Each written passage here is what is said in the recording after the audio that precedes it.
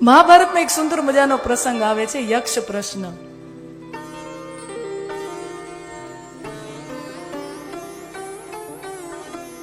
કથા આપણે મહાભારતની જાણીએ છીએ એટલે બહુ સંક્ષેપ, અહીંયા બધી સુગ્ન જનતા છે એટલે ખાલી એટલો ટકોરો કરવાનો હોય. યક્ષ પ્રશ્ન એટલે અડધું તો ચિત્ર જ મગજમાં આવી ગયું હોય.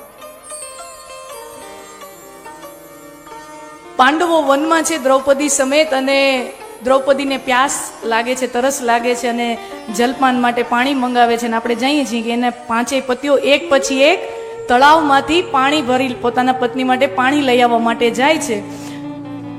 દરેક પતિ જાય છે પણ પાછા આવતા નથી.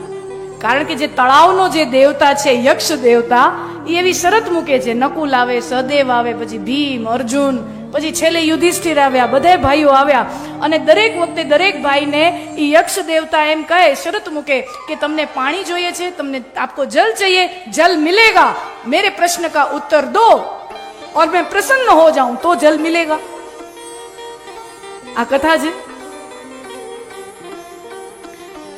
પેલા ચારેય ભાઈઓ ગયા, અને નહીં તો હું તમને મૂર્છિત કરું એવી પાછી શરત છે.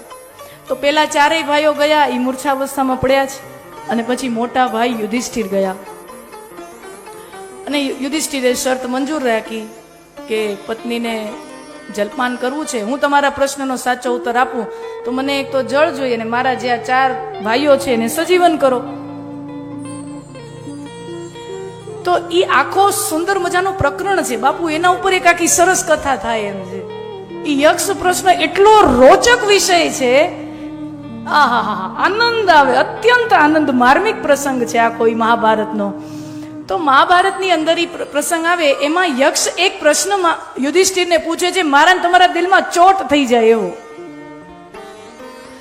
यक्ष प्रश्न पूछते हैं युधिष्ठिर से कि हे युधिष्ठिर, આ દુનિયામાં સૌથી વિચિત્ર વસ્તુ કઈ કહેવાય?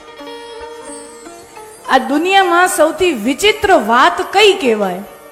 અને ત્યારે યુધિષ્ઠિર જવાબ આપે છે યક્ષ દેવતાને. યુધિષ્ઠિર કહે છે કે પ્રભુ, હું ને તમે જન્મ્યા છીએ ને ત્યારથી લઈને અત્યાર સુધી આપણી સામે રોજ કોકને ને કોકને મરતા જોઈએ છીએ, બરાબર?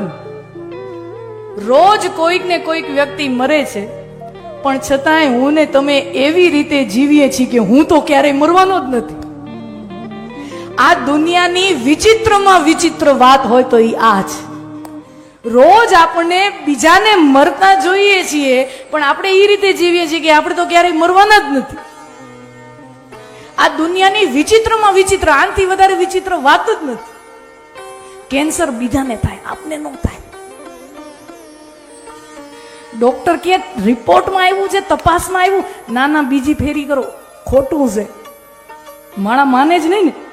મને ન થાય, બીજાને બધાને થાય, મને ન થાય.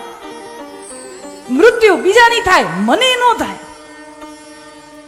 મારા વાલા સ્વજનો, ભાગવત એક એવું અનોખું શાસ્ત્ર છે જે મને ને તમને મરતા શીખવે છે.